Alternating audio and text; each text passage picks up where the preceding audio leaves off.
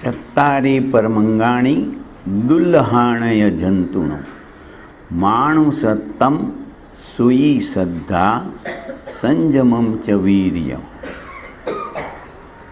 ગઈકાલે ભગવાન મહાવીરની આ સૂત્રની વ્યાખ્યા મેં તમને બતાવી હતી કે મનુષ્ય જન્મ બહુ મુશ્કેલીથી મળે છે.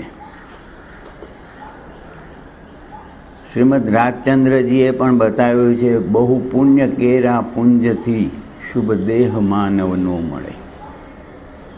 માનવનો દેહ મળવો બહુ મુશ્કેલ છે. જૈન ઇવોલ્યુશન પ્રમાણે પ્રત્યેક જીવ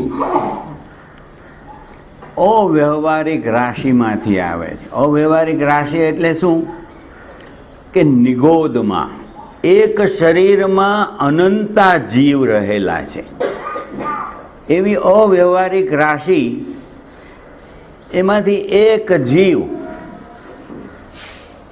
વ્યવહારિક રાશિમાં આવે. વ્યવહારિક રાશિમાં અનંતા જીવ છે જે 14 રાજલોકની અંદર જન્મ મરણના ફેરામાં ફરી રહ્યા છે. પણ એ ક્યારે આવે? એક જીવ ક્યારે આવે? એક જીવ સિદ્ધમાં જાય. સિદ્ધમાં જાય ત્યારે આ એક જીવને એન્ટ્રી મળે. એન્ટ્રી વ્યવહારિક રાશિમાં આવવાની. ત્યાં સુધી તો બિચારો દુઃખ જ સહન કર્યા કરતો હોય, પણ એને એક એન્ટ્રી મળે જ્યારે એક સિદ્ધમાં જાય. એટલે કે આ સંસારના જન્મ મરણના ફેરાથી મુક્ત થઈ જાય ત્યારે એને એન્ટ્રી મળે. આપણે બધા એન્ટ્રી લઈને આવ્યા છીએ, પણ પછી ઇવોલ્યુશન શરૂ થાય. એક જન્મમાં 1 ઇન્દ્રિય, 2 ઇન્દ્રિય, 3 ઇન્દ્રિય, એવી રીતે અકામ નિર્જરા થતી જાય. કર્મ બંધન તો આત્મા અને કર્મનું જે બંધન છે તે તો કોઈ અનંત કાળથી છે. ધેર ઇઝ નો બિગિનિંગ, શરૂઆત જ નથી. પણ આ પછી એ નિર્જરિત થવા લાગે એટલે એ કર્મ, કારણ કે સહન કરે દુઃખને, કરવું હોય કે ન કરવું હોય, કરવું પડે. અને જેમ જેમ દુઃખને સહન કર્યા કરે તેમ તેમ એનું ઇવોલ્યુશન થાય. એટલે કે 1 ઇન્દ્રિયમાંથી ધીમે ધીમે 2 ઇન્દ્રિય, 3 ઇન્દ્રિય, 4 ઇન્દ્રિય, એમ કરતાં કઈ જન્મોથી ફરતા મનુષ્ય જન્મ મળે. મનુષ્ય જન્મ મળે અને જ્યારે મનુષ્ય જન્મ મળે ત્યારે એની પાસે વ્યવસ્થા મળે, મન મળે. અને આ મન અને ભાષા જેની દ્વારા એ જ્ઞાનને પ્રાપ્ત કરી શકે. મનોવર્ગણાના પૂતગલ ચતુષ્પર્શી પૂતગલ છે, જેનો ઉપયોગ કરીને આપણે વિચાર કરી શકીએ છીએ. અને ભાષા વર્ગણાના પૂતગલ એવી ચતુષ્પર્શી પૂતગલ છે, વેઇટલેસ એન્ડ વોલ્યુમલેસ, જેમ કર્મના પાર્ટિકલ્સ છે તે પ્રમાણે એને ગ્રહણ કરી અને વ્યવસ્થિત રીતે અર્થ સહિત વિચાર કરીએ અને દરેક વસ્તુને સમજી શકીએ. બધી વસ્તુને આપણે જાણીએ, સમજીએ. 5 ઇન્દ્રિયોથી દરેક વસ્તુને આપણે ગ્રહણ કરીએ અને આપણી પાસે આ કોમ્પ્યુટર છે, બ્રેઇન અને માઇન્ડ. આજે તો વિજ્ઞાને બહુ ડિટેલમાં બ્રેઇનની વ્યાખ્યાઓ કરી છે અને બહુ જ રિસર્ચ આગળ ચાલી રહી છે. આ બ્રેઇનની અંદર જે ઉપરનો ભાગ છે ને, આવો પતલો લેયર જેવો, જેમ આના ઉપર આપણે ચાદર પાથરીએ ને કેવું થાય એવું એક લેયર છે બ્રેનના આખા ઉપરના, એને સેરેબ્રલ કોર્ટેક્સ કહેવામાં આવે. એ ખાલી ઉપરના ભાગમાં 100 બિલિયન ન્યુરોન્સ, 9 સેલ્સ, જ્ઞાનતંતુ આવેલા છે. જ્ઞાનતંતુ, એ જ્ઞાનતંતુ, એક જ્ઞાનતંતુ બાયો ઇલેક્ટ્રિકલ ઇમ્પલ્સ, જેમાં ઇલેક્ટ્રિસિટી છે એમ એ અંદર જૈવિક વિદ્યુત બનાવે છે, અને એ એક બીજા જ્ઞાનતંતુ સાથે એ ઇલેક્ટ્રિસિટી પસાર કરીને જ્યારે સંબંધ સ્થાપિત કરે છે ત્યારે એક પ્રોગ્રામ બને છે. એક પ્રોગ્રામ, 1 બાઇટ, કોમ્પ્યુટરની ભાષામાં કહીએ ને કે 1 બાઇટ. આ 100 બિલિયન ન્યુરોન્સ, માણસનું મગજ કેવું છે, 100 બિલિયન ન્યુરોન્સનું બનેલું આ મગજ એ કેટલી વખત આવી રીતે ઇલેક્ટ્રિક ઇમ્પલ્સ પસાર કરી અને કેટલા પ્રોગ્રામ બનાવી શકે. આજે વિજ્ઞાને શોધ કરી, ન્યુરોસાયન્સ, હજારો સાયન્ટિસ્ટ જ્યારે શોધ કરે ત્યારે ખબર પડી કે આના જેવું કોમ્પ્યુટર, સુપરમોસ્ટ કોમ્પ્યુટર તો દુનિયામાં કોઈ દિવસ બની જ ન શકે. કારણ કે એક ન્યુરોન બાકીના ન્યુરોન સાથે આ રીતે પસાર કરીને ઇલેક્ટ્રિકલ ઇમ્પલ્સ 10 લખીને, 1 મીંડું કરો તો કેટલા થાય? 100. 2 કરો તો 1000. 800 મીંડા કરી નાખો, 800 મીંડા, 10⁸. 800 મીંડા કરો એટલા પ્રોગ્રામ આ બનાવે છે. એટલા પ્રોગ્રામ માણસનું મગજ બનાવી શકે છે. એક ન્યુરોન બાકીના 100 બિલિયન ન્યુરોન સાથે, તો 100 બિલિયન ન્યુરોન બાકીના 100 બિલિયન ન્યુરોન સાથે કેટલા પ્રોગ્રામ બનાવે? Can you imagine? એટલું પાવરફુલ બ્રેઇન બધા પાસે છે, બધા પાસે છે, પણ જાણતા નથી ઉપયોગ કરો. મારી પાસે કોમ્પ્યુટર લઈ આવું તો પૂરી વ્યવસ્થા જાણું નહીં, એક વસ્તુ કર્યા કરું ખાલી. કેટલું બધું એમાંથી થઈ શકે છે, કેટલા બધા પ્રોગ્રામ્સ બનાવી શકાય છે. આજના તમે યંગસ્ટર્સને પૂછો જે આને ઉપયોગ કરતા શીખે છે, હવે તો કોમ્પ્યુટરને બદલે ફોનમાં કોમ્પ્યુટર આવી ગયા. એટલા માટે મૂળ વસ્તુ મારે જે કહેવાની છે કે જ્ઞાન પ્રાપ્તિ માટે મનુષ્ય જન્મ મળ્યો તો આ કોમ્પ્યુટર લઈને આવ્યા છો બહુ કેરા પુંજથી. એટલા આપણે અકામ નિર્જરા કરતા કે સકામ નિર્જરા બી ગયા ભવોમાં કરી હશે, ત્યારે આ કોમ્પ્યુટર મળ્યું છે. અને એ કોમ્પ્યુટરનો જો આપણે વ્યવસ્થિત ઉપયોગ કરીએ, અનંત જ્ઞાન છે, અનંત જ્ઞાન. કેવળ જ્ઞાની જેમણે આ કોમ્પ્યુટરનો વ્યવસ્થિત ઉપયોગ કરતા 100% જ્ઞાન જે 5 ઇન્દ્રિય અને આ બ્રેઇન થકી મેળવી શકે એ મેળવ્યું અને કેવળ જ્ઞાન પ્રાપ્ત કર્યું. ભગવાન મહાવીર પાસે બી આ જ કોમ્પ્યુટર હતું, પણ એણે એનો ઉપયોગ કર્યો અને પછી જેવું કેવળ જ્ઞાન થયું ત્યાર પછી તો એમને બધી વસ્તુની સમજ પડી ગઈ. સંસાર શું છે, લોક શું છે, કારણ કે જ્ઞાન તમારી અંદર રહેલું છે, બહારથી મેળવવાની વસ્તુ જ નથી. એના આવરણને દૂર કરવાનું છે. કર્મનું આવરણ, જ્ઞાનાવરણીય કર્મનું એના ઉપર થર બાંધેલા છે. આઇન્સ્ટાઈન જેવો છે, આઇન્સ્ટાઈન જેણે મોટી મોટી શોધ કરીને આપણને દુનિયાને આપી ગઈ સદીમાં, એણે પણ એનો ઉપયોગ કેટલો કર્યો? 5-7%. પણ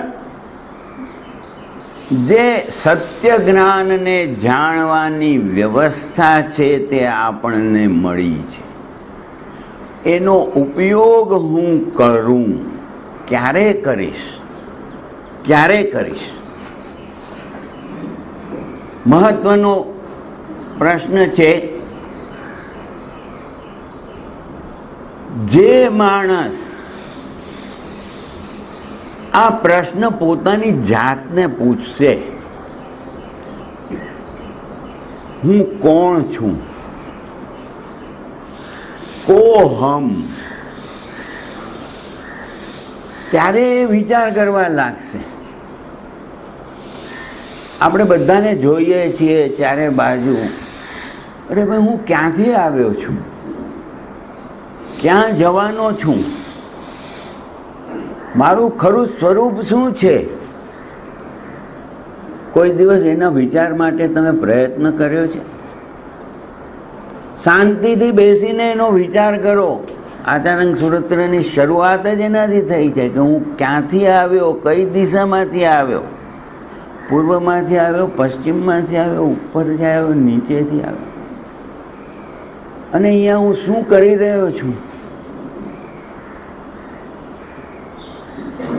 જે માણસ આનો વિચાર કરવા લાગે અને જો વ્યવસ્થિત વિચાર કરે અને પૂર્વજન્મમાં એણે જો સારી રીતે સાધના કરી હોય તો એને જાતિ સ્મરણ જ્ઞાન પ્રાપ્ત થાય.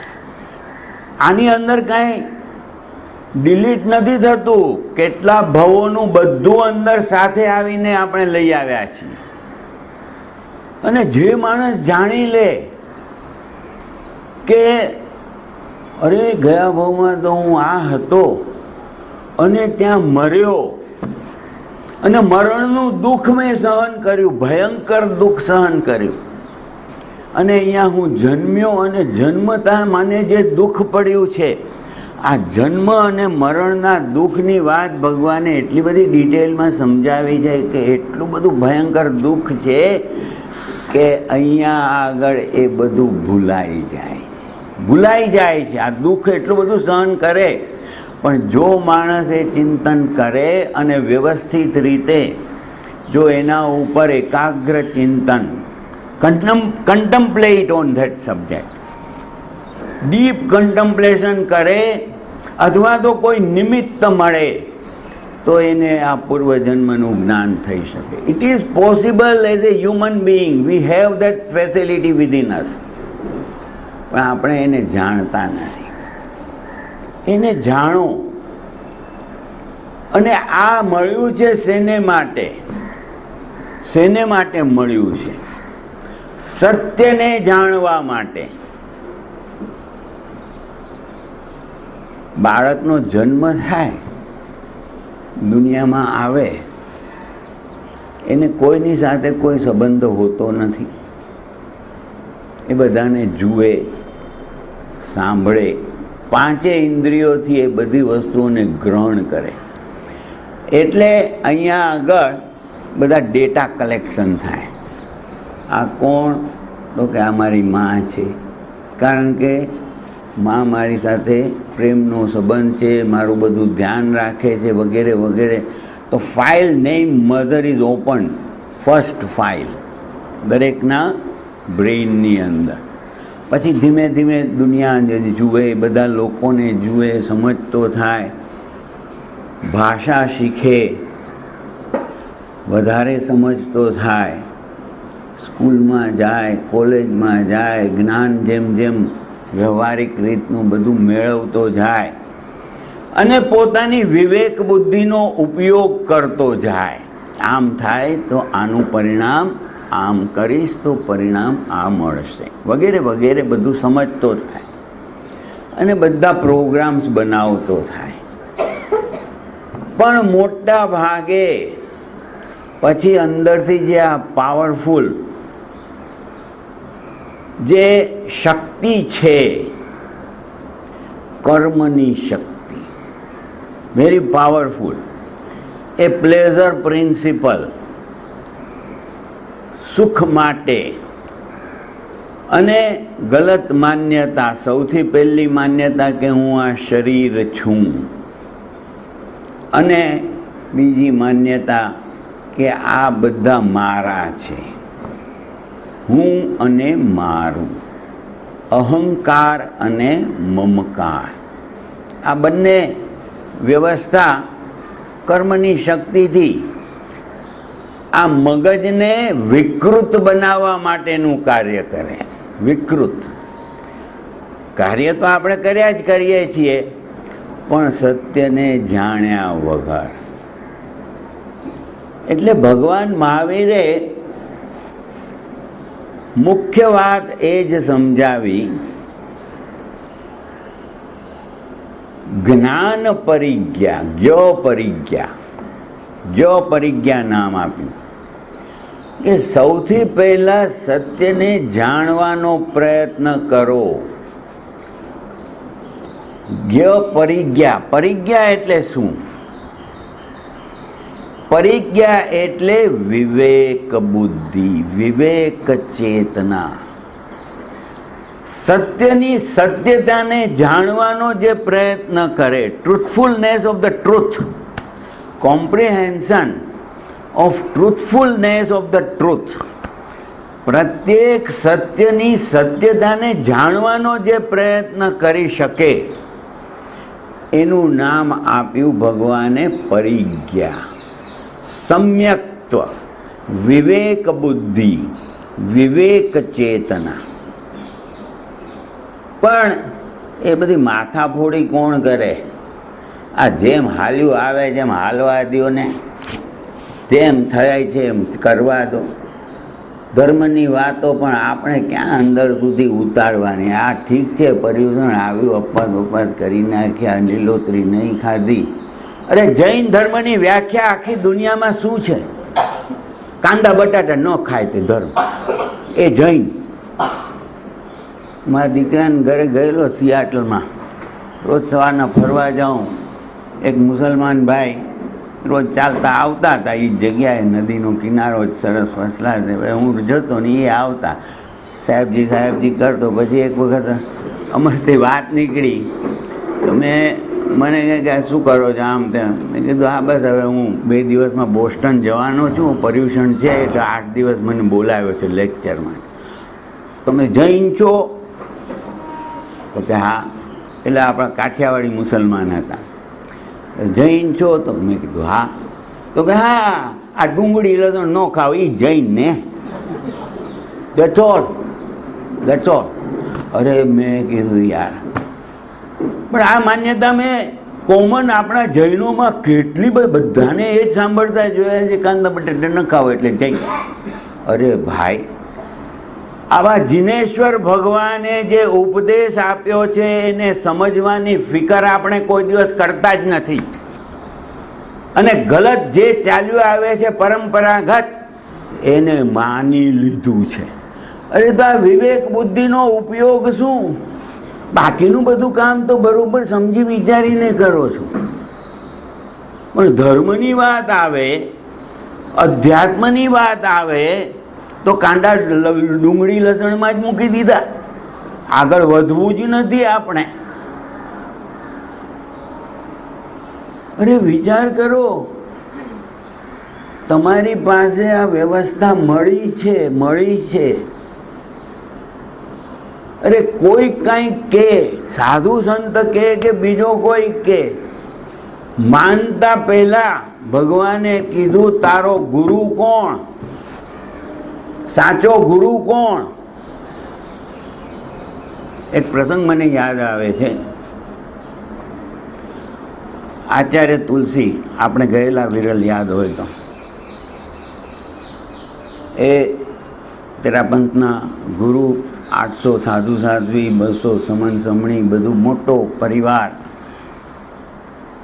એવા ગુરુ પાસે દીક્ષા લીધેલી 10 વર્ષની ઉંમરે એવા મહાપ્રજ્ઞજી. એ પ્રસંગ એવો છે કે ગુરુ પૂર્ણિમાનો દિવસ હતો. આચાર્ય તુલસી મોટી પાટ ઉપર બિરાજતા હતા. નીચે આચાર્ય મહાપ્રજ્ઞ એ યુવાચાર્ય હતા, આચાર્ય નહોતા થયા, યુવાચાર્ય. અને વ્યાખ્યાન હતું ગુરુ પૂર્ણિમાનું. તો સૌથી પહેલાં યુવાચાર્ય બોલે, પછી આચાર્ય બોલે. તો યુવાચાર્યએ શરૂઆત કરી કે મારો ગુરુ કોણ? મારો ગુરુ કોણ? તો કે આ મારો પહેલો ગુરુ નહીં. 10,000 માણસ નહીં, મેદનીમાં આવી રીતે બોલ્યા, બધા ચકિત થઈ ગયા કે ભાઈ આ શું કહેવા માંગે. આ મારો પહેલો ગુરુ નહીં. 10 વર્ષની ઉંમરે દીક્ષા લીધી અને ત્યારથી એમની પાસે જ શીખ્યા ને બધું જ્ઞાન મેળવ્યું, શાસ્ત્રોના રિસર્ચ કર્યા, છતાં એમ કહે છે કે આ મારો પહેલો ગુરુ નહીં. અને પછી બધા જોતા રહ્યા એટલે એમણે એમની વાત શરૂ કરી, શાસ્ત્રોક્ત વાત, શાસ્ત્રના સૂત્રના ઉચ્ચારણ કરીને એના અર્થ સમજાવતા વાત શરૂ કરી કે પહેલો ગુરુ, એનું જે પરિણામ જે બતાવ્યું તે પહેલો ગુરુ એ મારી વિવેક બુદ્ધિ, જેથી કરીને હું આની વાત સમજી શક્યો છું. એટલે આ મારા બીજા ગુરુ, જે મને સમજાવવાવાળા હતા એ બીજા ગુરુ, પણ પહેલું તો હું સમજવા માટે પાત્ર બન્યો અને સમજવાની જે મારી વિવેક ચેતનાએ કોશિશ કરી એ પહેલો ગુરુ. એ પહેલો ગુરુ આપણે જાગૃત કરવાનો છે. એને સુવાડી દીધો છે. કોઈ કાંઈ કહે કે આમ કરો ને આમ થઈ જશે અને આપણે માની લઈએ. મારા ધ્યાનના ક્લાસીસ હું છેલ્લા 20-25 વર્ષથી ચલાવું છું. ઘણી જગ્યાએ કર્યા. મુસલમાન લોકો, પારસી લોકો, કઈક જાતના લોકોને ધ્યાનની પદ્ધતિઓ શીખવાડી. એક મુસલમાન ભાઈ આવતા હતા, ભારતીય વિદ્યાભવનમાં મારા ક્લાસ ચાલતા હતા. તો ક્લાસ પૂરા થયા અને મેં અમુક આપણી જૈનની અમુક વાતો કે બીજાને બોલીને પણ દુઃખ ન થાય, એમાં હમણાં બેને પણ કીધું, એ અહિંસા કહેવાય. પણ બોલીને જો દુઃખ થાય તેનું નામ હિંસા. વકીલ, બહુ મોટા વકીલ હતા, મુસલમાન ભાઈ, કુરલા રહેતા હતા. પછી એક દિવસ મારે ઘરે આવ્યા, મને કે અરુણભાઈ મારે તમારી સાથે વાતો કરવી છે, થોડી ઘણી મને પ્રશ્ન બીજા, આવો. મેં કીધું. બેઠા. પછી થોડી વાત કરી. પછી મને કહે કે તમને ખબર છે અમારા કુરાનમાં શું લખ્યું છે? મોહમ્મદ પૈગંબર સાહેબે શું વાત સમજાવી છે? તો કે મોહમ્મદ પૈગંબર સાહેબે કેમ કીધું છે કે બોલીને પણ બીજાને દુઃખ. એમણે અરેબિકમાં દોહો, એના જે સૂત્ર હોય ને અરેબિક ભાષામાં હતા, આપણને કાંઈ સમજ ન પડે, આંખ મીચીને સાંભળ્યા મેં. પછી એનો અર્થ કીધો તો હું ચકિત થઈ ગયો કે બોલીને બીજાને દુઃખ થાય તેનું નામ હિંસા. આ મોહમ્મદ પૈગંબર સાહેબે કીધું. અને આજે શું છે? Islamic state. દુનિયાને અમારો ધર્મ આખી દુનિયાને મારે શીખવાડવો છે. કેવી રીતે? તો કે હિંસાને આતંક ફેલાવી. આ સત્યને સમજ્યા કહેવાય? આ પોતાની વિવેક બુદ્ધિથી કોઈ વિચાર કર્યો કહેવાય? આ તો વિચારક હતા, વકીલ હતા. મને કહે કે આ શું ચાલી રહ્યું છે સાહેબ, આ શું ચાલી રહ્યું? અને અમારા મૌલવીઓ અમને આજ સમજાવે છે, અમારા ધર્મગુરુઓ અમને આજ સમજાવે છે, ઇસ્લામ ખતરે મેં, તલવાર લઈને તૂટી પડો. અરે પણ એમાં તલવારની વાત જ ક્યાં આવી છે? કોઈ દિવસ મોહમ્મદ પૈગંબર સાહેબે આવી વાત નથી કરી. પણ વિકૃત સ્વરૂપ, ધર્મનું વિકૃત સ્વરૂપ ક્યારે થાય છે? સામેવાળાએ કીધું ને મેં માની લીધું. પણ હું મારી બુદ્ધિનો ઉપયોગ કરું, આટલું સરસ મારી પાસે કોમ્પ્યુટર છે, એને ચલાવું તો ખરો. એટલે ભગવાને બી શરૂઆત એ જ કરી કે જ્ઞાન પરિજ્ઞા. આ ખાલી મુસ્લિમ ધર્મની વાત નથી કરતો, દરેક ધર્મમાં આજે વિકૃતતા આવી ગઈ છે. તમે જુઓ, જો વિવેક બુદ્ધિથી જોશો, આ શું ગણપતિને પધરાવવા જાય, દારૂ પીને નાચતા ને આવડો અવાજને ધમાલ કરીને, આ ધર્મ કહેવાય? Can you believe? તમારું આજનું યુવા વર્ગને પૂછો, Y they don't believe in all this things. કારણ કે એ જુએ છે કે આ ધર્મ, આ દારૂ પીને નાચવું ને મજા કરવી ને બસ મજા મજા મજા, બધાએ ધર્મને શું કરી દીધું? મજા. જૈન ધર્મમાં બી એ જ ચાલી રહ્યું છે, મારો પંથ સાચો, હું સાચો, અને પછી જે કરવું પડે એ કર્યા કરે, અંદર અંદર ઝઘડે, કોર્ટ સુધીના લફડા કરે. અરે વિકૃતતા, એક એક્ઝામ્પલ આપું, ખરાબ નહીં લગાડતા. આંબિલ કરે, ત્યાગની ભાવના, પ્લેઝર પ્રિન્સિપલને કટ કરવાની ભાવના, આંબિલ. કેટલી વેરાયટી ક્યાં મળે છે? 56 વેરાયટીનું આંબિલ. હાલો ત્યાં જઈએ આંબિલ.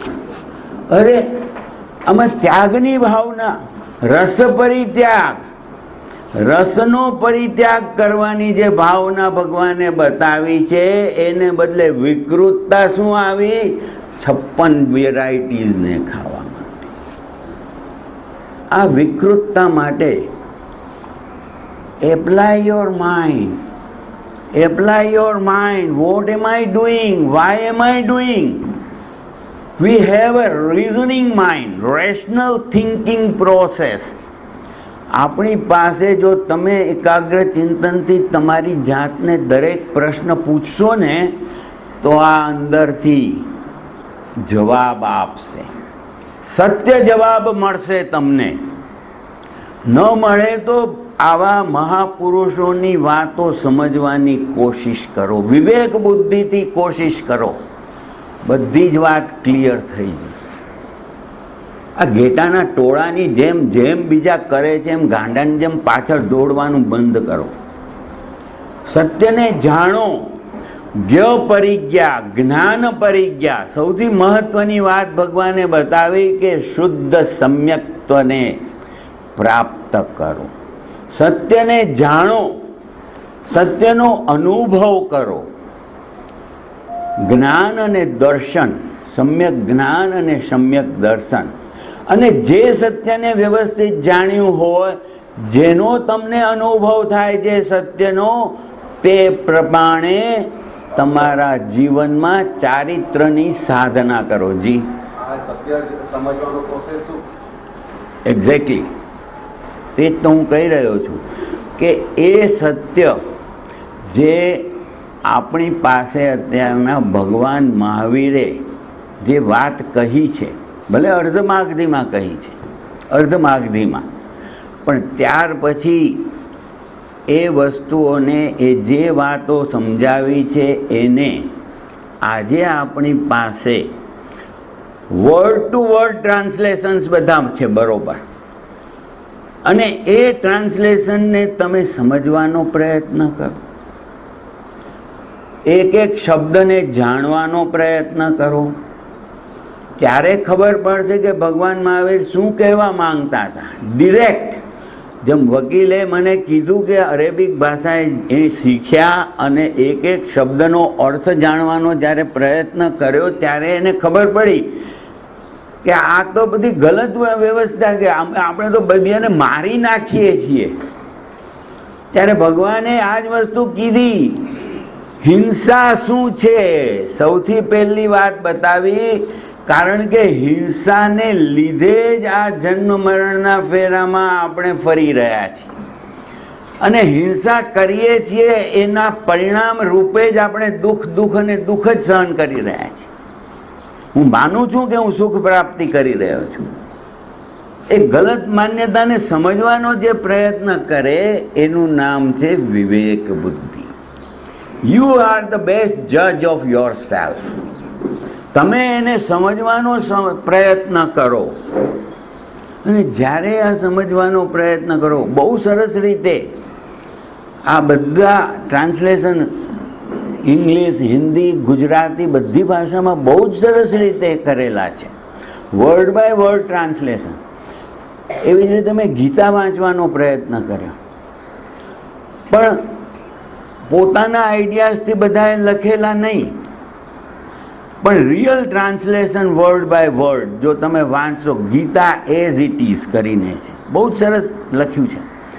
અને ત્યારે વાંચો તો એમ લાગે કે આ ભગવાન મહાવીરની વાણી બોલી રહ્યા છે.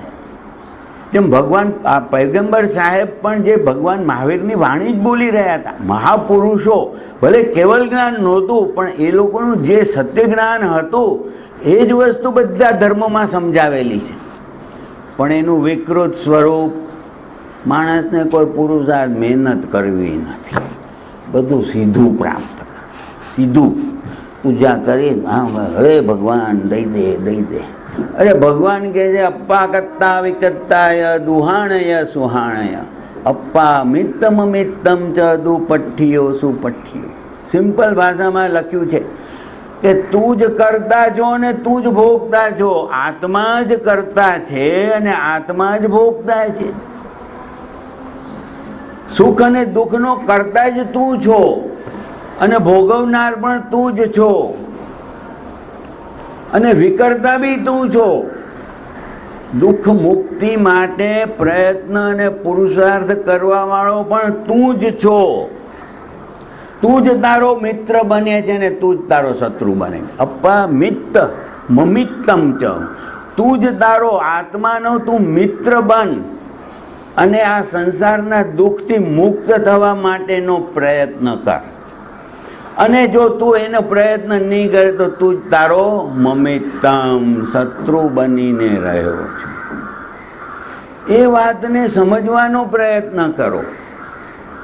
આંખે પાટા બાંધીને દોડ્યા મત કરો, દોડે રાખો, જેમ કોઈ કે એમ કરે રાખો. અરે આ વિવેક બુદ્ધિ શેને માટે મળી છે?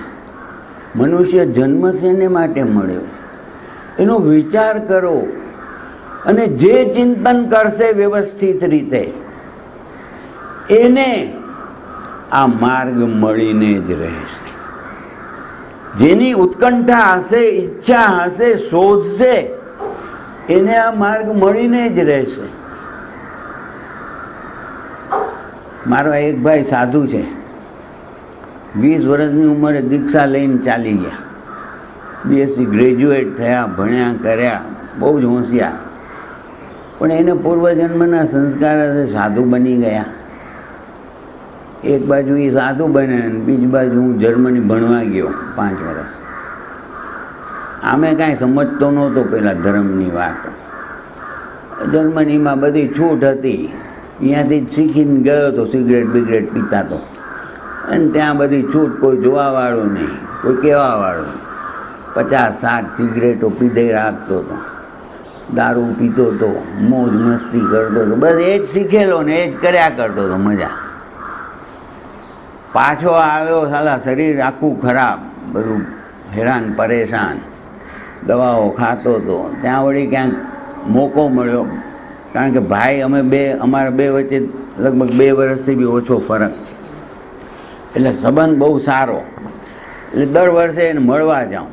દર્શનમાં માનતો જ નહોતો, જૈન ધર્મ જાણતો જ નહોતો, અપવાસ કોઈ દી કરતો નહોતો. અને ઘરમાં બધા અપવાસ કરે, અમે 6 ભાઈ, 1 બેન, ફાધર, બધા ધાર્મિક, બધા અપવાસ કરે. આ બહાર જઈને ઇડલી ઢોસા ખાયા. હું ચંદ્રકાંત મારો દોસ્તા ચંદો, હવે નાનપણથી એક સ્કૂલમાં સાથે ભણેલા. એ મસ્તી મજા કરીએ, ખાઈ પીને મોજ કરવાની. ઘરે આવીને બીજે દિવસે પારણામાં પહેલો બેસી જાઉં, કારણ ભાવે બહુ, એવું બનાવે ને માં બહુ ભાવે. મમ્મી બહુ ભૂખ લાગી, જલ્દી ખાવા બેસી જાઉં. કોઈ દી કરતો ન. પણ આ એક એવો પ્રસંગ બન્યો કે જ્યારે હું આ મુનિ મહેન્દ્રકુમારજી પાસે, એને હું બલિયો કહેતો, એનું પેટનેમ ઘરમાં બલ્લું હતું. આમ ભલે બધાને માટે મોટા આગમ મનીષી અને શ્રુત જ્ઞાની ને બધા કહે, પણ મારે મન તો બલિયો, મારો ભાઈ. એને મળવા જાઉં દર વર્ષે, જ્યાં હોય ત્યાં જાઉં. એ વખતે 1977માં પહેલી વાર ગયો, ત્યારે એ હતા નાના ગામમાં હતા. અને ત્યાં આગળ જઈને વિશ્વ ભારતી કરીને એ લોકોએ બનાવેલું આખું. અને ત્યાં એક સરસ જગામાં હતા, હું અહીંયાથી ટિકિટ બિકિટ લઈને પહોંચી ગયો. હવે થયું શું કે ગયો ને મેં કીધું કે મારે ચાલો હું આ 10 દિવસ માટે ફ્રી થઈને આવ્યો છું, બધું કામ ધંધો બધું સોંપીને આવ્યો છું મારી વાઈફને ને એમ તેમ ને, આઈ વિલ સ્ટે. આપણે બધી વાતો કરીએ, પછી મજા આવે. એમ કરીને બેઠો તો મને કે અરુણ તો બહુ ખોટા ટાઈમે આવ્યો યાર, બહુ ખોટા ટાઈમ. શું થયું? તો કે ભાઈ કાલથી અહીંયા એક શિબિર ચાલુ થાય છે, પ્રેક્ષા ધ્યાન નામે પહેલી વાર મેં સાંભળ્યું. તો કે પ્રેક્ષા ધ્યાન શિબિરમાં મુનિ નથમલજી જે પછી આચાર્ય મહાપ્રજ્ઞ બન્યા એ શીખવાડે છે. કારણ કે શાસ્ત્રોનું અમે જે રિસર્ચ કર્યું છે ને એમાં ધ્યાનની પદ્ધતિઓ ઘણી બધી આવી, તો એને જરા ક્રિસ્ટલાઇઝ ફોર્મમાં કરી અને લેમેન બધા લોકો શીખી શકે, સમજી શકે અને કાંઈક પોતાની બુદ્ધિનો સારી રીતે ઉપયોગ થાય એટલા માટે આ શીખવાડવાના છે. તો મને કહે કે હવે તું એક કામ કર, આખો આશ્રમ સરસ સાધના આશ્રમ બનાવેલું, અંડરગ્રાઉન્ડ હોલ ને બધું. મને કે તું મારી સાથે ભરતી થઈ જા, એ હું બી શીખવા જ જાઉં છું. બધા સાધુઓ હતા, સાધ્વીઓ હતા, ઘણા મારા જેવા શ્રાવકો હતા, બીજી શ્રાવિકાઓ, બધા મળીને બધાને શીખવાડતા હતા. લગભગ 70-80 જણા હતા. મને કે ભેગો થઈ જા, રેવા કરવાનું બધી સગવડ છે, તારે કોઈ ફિકર નથી અને તું બી શીખ સાથે. મેં કીધું મારે ફસાયો ને મને યાર, હું તમારા માટે કરીને એટલે દૂરથી આવ્યો મુંબઈથી, આવા ગામડામાં ટિકિટો પાછી મેં બધી રિઝર્વ કરાવી. એ વખતે કાંઈ ફોન નહોતા કે બદલાય. તો પાછો જાઉં છું કેવી રીતે કરું? 10 દિવસ કરું છું એકલો બેઠો બેઠો. મને કે ભરતી થઈ જાય. મેં કીધું મારે 500 સિગરેટનું પેકેટ ઉપર પડ્યું છે મારી બ્રાન્ડનું, મને તો ચાલે નહીં. અને ત્યાં તો લખ્યું છે no smoking, no this, no this. મેં કીધું યાર મને ફસાવી દીધો તમે. તો કે નિર્વજ્ય ભાષા બોલે, બહાર જઈને કોઈ રિસ્ટ્રિક્શન નથી, જે કરવું એ કરી આવજે ભાઈ, પણ તારે રહેવું હોય ને કરવું હોય છે આ મોકો, હું તારી સાથે જ હોઈશ, 24 કલાક હું તારી સાથે જ હોઈશ. હા ચાલો ચાલો, એક આશ્વાસન મળ્યું, ભરતી થઈ ગયો. સવારના 4 વાગે ઉઠાડીને રાતના 9 વાગ્યા સુધી, 9, 9:30 સુધી જે શીખવાડવા માંડ્યા. મારા ભગવાન, મોકો ન મળે બહાર જવાનો. બહાર જાઉં તો ફૂંક મારી આવું ને, મોકો જ ના આપે. એમાં મારા ભાઈએ એક ટ્રીક કરી. એણે શું કીધું કે એક જે ભાઈ હતા બીજા, જે યોગા ને બધું શીખવાડતા બી હતા, એક ક્લાસ યોગાનો બી હતો, એને બોલાવીને કીધું અરુણને છે ને તું તારું રૂમ પાર્ટનર બનાવ, છોડતો નહીં એને, એકલો નહીં છોડતો. એ બધાની શરમે બહાર એકલો નહીં જાય, મોકો મળશે તો ભાગી જશે. એના સારા માટે હું તો કહું છું કે તને બાથરૂમ બી જવું કે બીજું કામ કરવું ને તો બીજાને સોંપીને જજે, એ વાતોમાં નાખી દે. એણે તો બરાબર મને એવી રીતે પકડી રાખ્યો. હવે તલપ એવી લાગે, હેરાન થઈ જાઉં, પણ વળી પાછું અહીંયા બેસી જઈએ એટલે સંભળાવે, બધું સમજાવે, ધ્યાનની પદ્ધતિ. સાયન્સનો સ્ટુડન્ટ હતો, એમાં પાછી અમુક ડૉક્ટરો બી હતા, અમુક બધા સારા સારા લોકો હતા, અને ગોષ્ઠીમાં બધી પ્રશ્ન પૂછે તો મેં બી પૂછવા માંડ્યો ને બહુ મજા આવી. 1 દિવસ, 2 દિવસ, 3 દિવસ વીત્યા. 3જે દિવસે સાંજ પછી 3rd ડે લાસ્ટ જે મેડિટેશન, 4 વાર મેડિટેશનનો પ્રયોગ કરાવે, એક વખત કાયોત્સર્ગનો પ્રયોગ કરાવે અને બધું શીખવાડવા લાગે. અને પછી કાંઈ બેઠા બેઠા ન કરતું, જે બોલે એ કરવા લાગ્યું.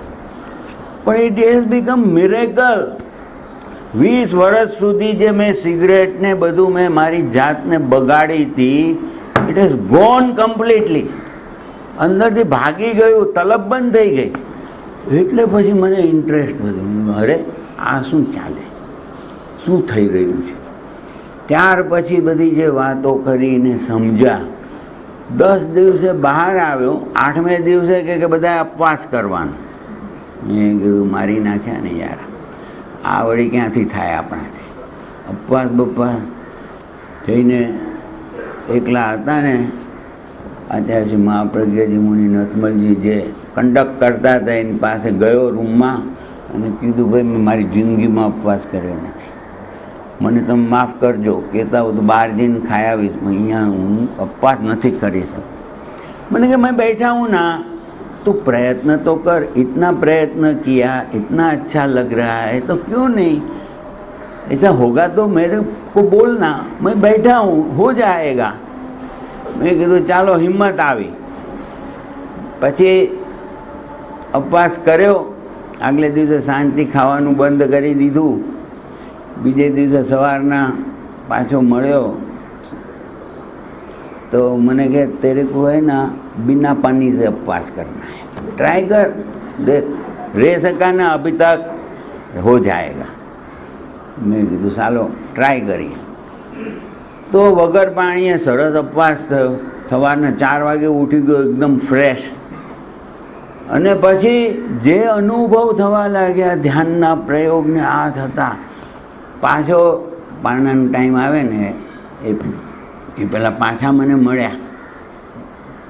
મને કે सीधा 11 बजे 11:30 बजे जो होता है ना तभी पारना करना, देख तेरे को क्या होता है.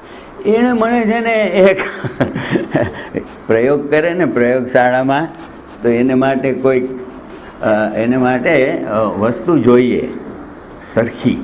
તો હું તો એનું રમકડું એવો બની ગયો ને એ જોયું કે આ મારો ઘટિયો બધું કરે જ પાછો કરે છે. મને કીધું કે આ એ બી કર્યું, બહુ સારું લાગ્યું. પછી સાંજના ગોષ્ઠીમાં પૂછે अरुण कैसे लगा? अरे वाह, इतना अच्छा तो कभी मेरे जीवन में मैंने नहीं जिया है, इतना अच्छा लगा. मैंने कहा यही तो बात है. ध्यान क्या है? ध्यान એટલે શું? આપણે ધ્યાન બહુ મોટી મોટી વાત કરીને બાજુ ઉપર, ધ્યાન એટલે આ વિવેક બુદ્ધિનો ઉપયોગ કરવાનો છે.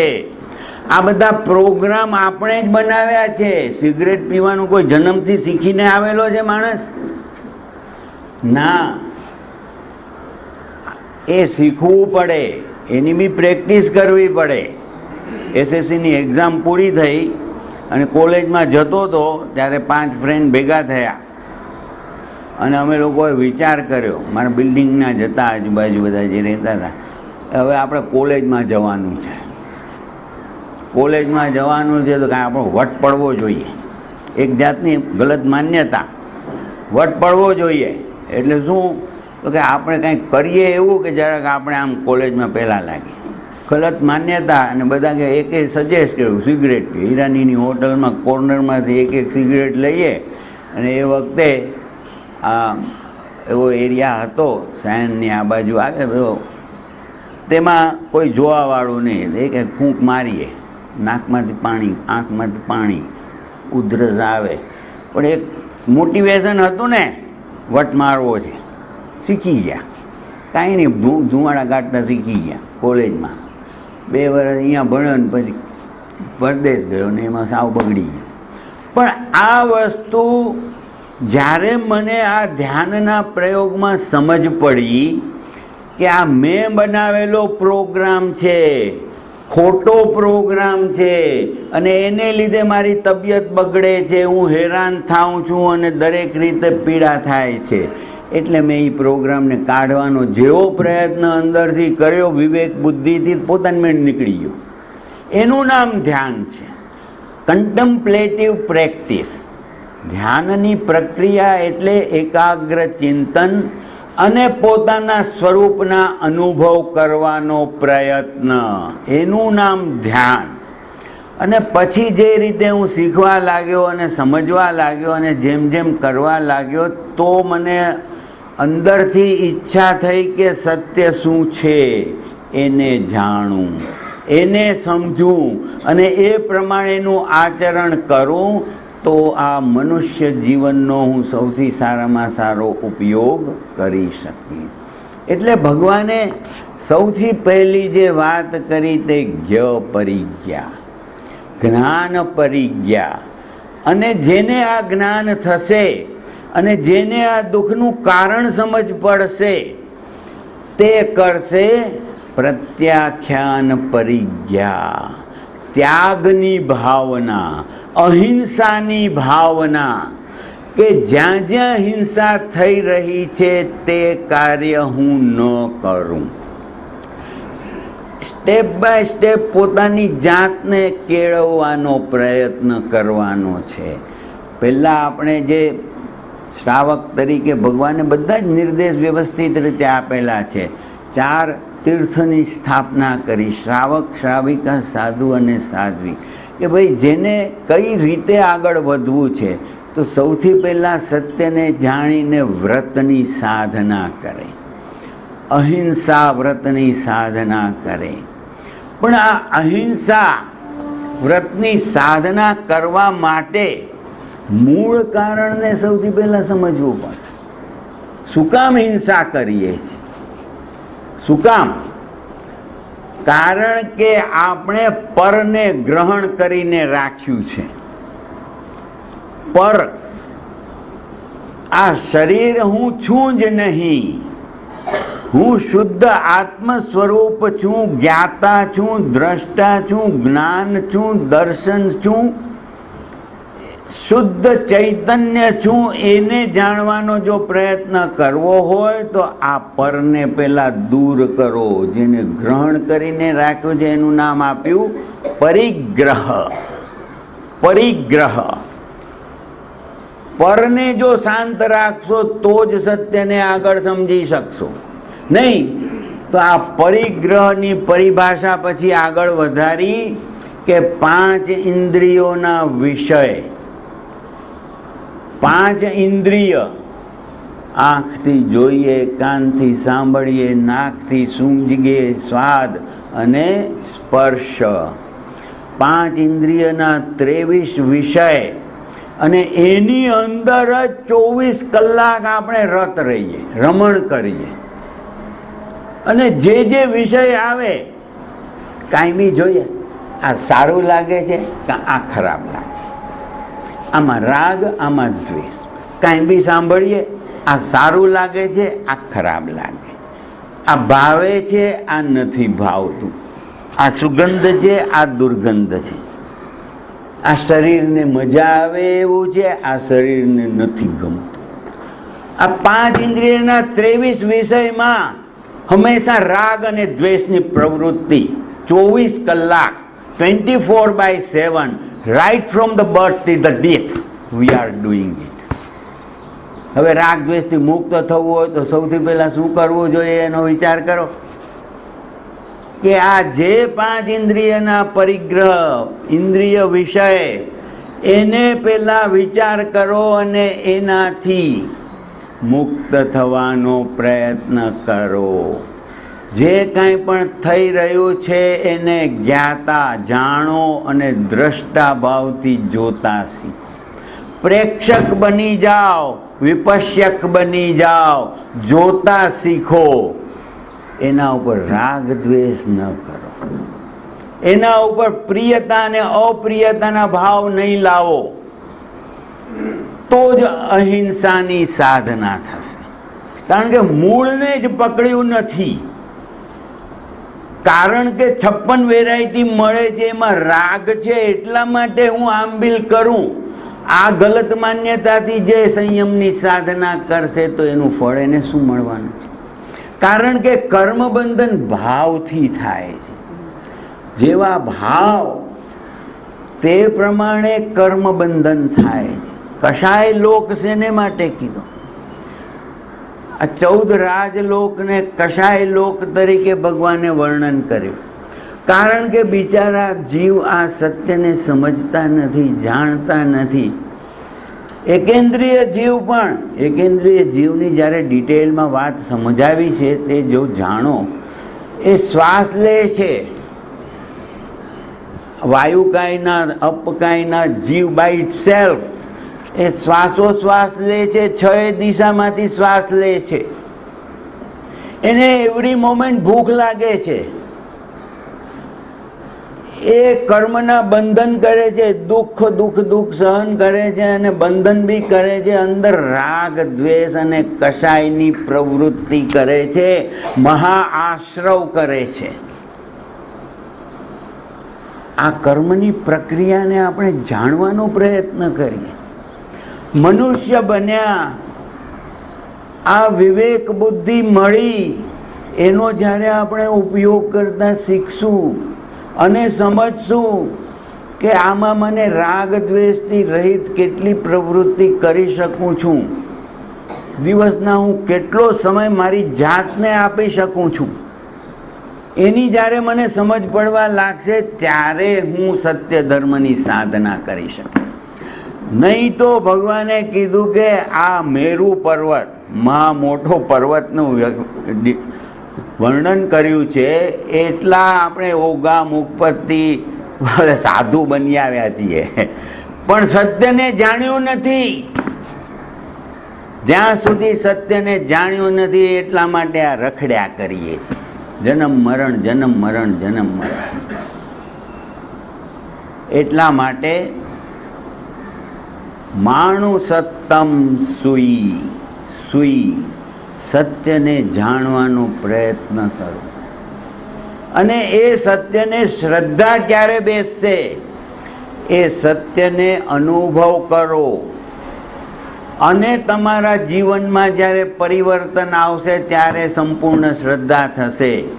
કોઈકે કહી દીધું ને મેં માની લીધું ને એમાં શ્રદ્ધા રાખી, એનું નામ તો અંધશ્રદ્ધા કહેવાય. સમ્યક શ્રદ્ધા ત્યારે થાય જે સત્યને હું મારી દ્રષ્ટિકોણથી વ્યવસ્થિત સમજું અને એ સત્યની સાધના માટે હું પ્રયત્ન કરું અને એનો અનુભવ કરું. તેનું નામ છે શ્રદ્ધા. સમ્યક શ્રદ્ધા જ્યારે થશે તો પછી પોતાની મેળે આત્મશક્તિઓને આપણે જાગૃત કરી શકીએ. આ તો પદાર્થની શક્તિ છે, પૂતગલની શક્તિ છે, પાર્ટિકલ્સની શક્તિ છે. આ કોમ્પ્યુટર મને જેમ નચાવે એમ નાચ્યા કરું આખો દિવસ, કે હું મારી રીતે મારા કોમ્પ્યુટરનો ઉપયોગ કરું. આ મન મને નચાવે છે 5 ઇન્દ્રિયના 23 વિષયમાં, અને હું ગાંડાની જેમ નાચ્યા કરું છું આખું જીવન. Is it so? એ મારો ધર્મ છે? વિચાર કરો. અને જેમ જેમ વિચાર કરશો એમ એમ તમને અંદરથી સત્યને જાણવાની ઈચ્છા થશે. અને જો સત્યને જેને જાણવાની ઈચ્છા થશે એ સમ્યક રૂપે સત્યને સમજવાનો પ્રયત્ન કરે. પણ ટાઈમ ક્યાં છે? ટાઈમ નથી. કારણ કે આપણે હંમેશા બીજા માટે જીવીએ છીએ. તમે વિચાર કરો, તમારા માટે તમે કેટલો ટાઈમ આપો છો સવારથી ઉઠીને રાત સુધી? પરિવાર, ઘર, સમાજ, દેશ, આ તે ફલાણું ઢીકણું, બિઝનેસ. અરે 24 કલાકમાંથી 1 કલાક બી તમને મળે જ તમારા માટે? વિચાર કરજો. રાગ દ્વેષ રહિત સમ્યક સાધના, સમ્યક સ્વાધ્યાય, સમ્યક એને માટે તમારી પાસે ટાઈમ છે? પૂછો પોતાની જાતને.